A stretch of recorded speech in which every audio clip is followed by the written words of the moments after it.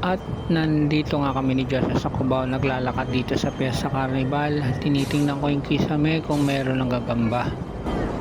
Ayan, wala naman, kaya binaba ko na lang ang camera. Samahan ko daw siya doon, punta kami ng American Surplus dyan sa Cubao Expo.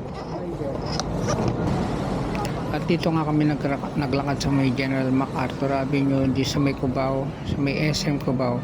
Papunta kami ng Telos, doon ang pwesto ng American Surplus. Naisip ko kasing pumunta doon kasi nakaraan dumaan kami, hindi ako nakasilip. Baka may mabibiling mura. Dami. Appliances. Ha? May bike?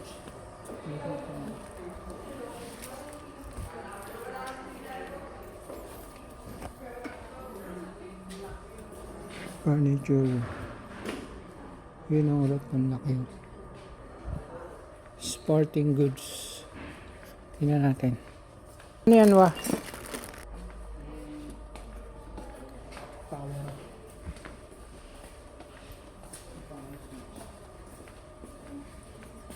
Oh, ganito. Nakatabi. Di battery. Binelli electric bike. Sobrang mahal kaya iniwan na namin. So nung nakabili na kami ng dalawang polo, dito na kami dumaan sa may Gateway Mall.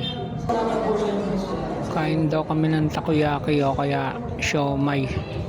Merienda muna.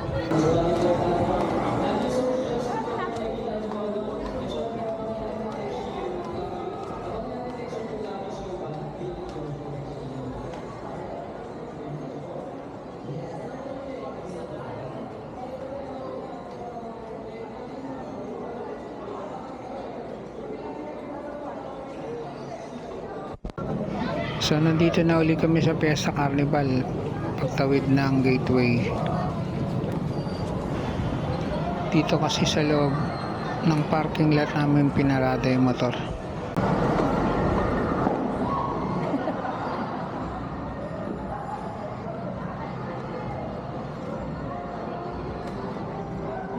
Dito nga pala malaking parking lot dito sa Fiesta Carnival, ang malaking parking lot para sa kotse o kaya mga motor.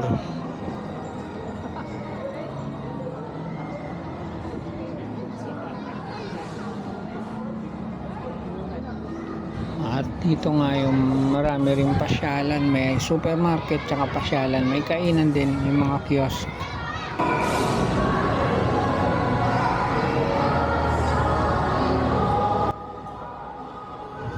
At dito nga sa second floor yung paradahan. Ito kami.